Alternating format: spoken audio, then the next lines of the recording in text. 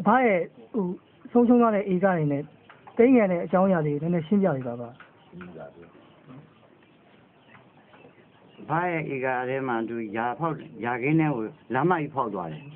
အဲလမ်းမကြီးဖောက်သွားတဲ့လက်ကြံလေးကိုကျွန်တော်လှုပ်ရှားပြရစီလို့ကျွန်တော်တင်ပြပါဒါလို့ကျွန်တော်တို့မြေစင်းဌာနကဥကျော်စံဆိုသူကကျွန်တော်ကိုဥပိုင်ဖောက်ပေးမယ်ဆိုပြီးတော့ပတ်စံ4000တောင်းသွားပါတယ်ကျွန်တော်နဲ့ရခိုင်ချက်တင်ကျွန်တော်တောင်းမဲ့ကဥထုံးမြင့်ရှိကဥပိုင်ဖောက်ပေးမယ်ဆိုပြီးတော့18000တောင်းသွားပါတယ်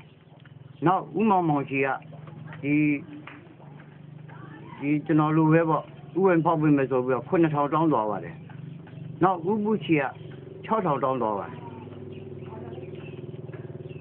ဥကျော်တန်းဆိုသူက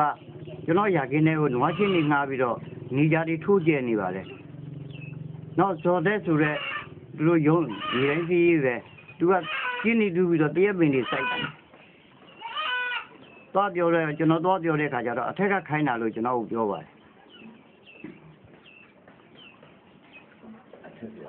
အဲ့ထက်ဆိုတာအဖဘယ်သူကခိုင်းတယ်လို့ပြောတယ်ပြီးတော့အဖဘယ်နေရာတွေကိုလည်းတိုင်ကြခဲ့သေးတယ်မသိကျွန်တော်အထက်တိုင်းဒေသကြီးကိုတော့ကြာကျွန်တော်တားဆောင်တင်လိုက်ပါတယ်အခုချိန်ကြီးပြန်မကြသေးပါဘူးအထက်ဆိုတာဘယ်ခိုင်းတာအဲ့သိန်းရဆိုတဲ့လူတွေရဲ့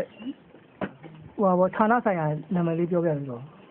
မြေစင်းတဲ့ဌာနကခုနဥကျော်သားမျိုးကပြောတာပဲသူတို့လူကြီးကခိုင်းလို့ပြောတယ်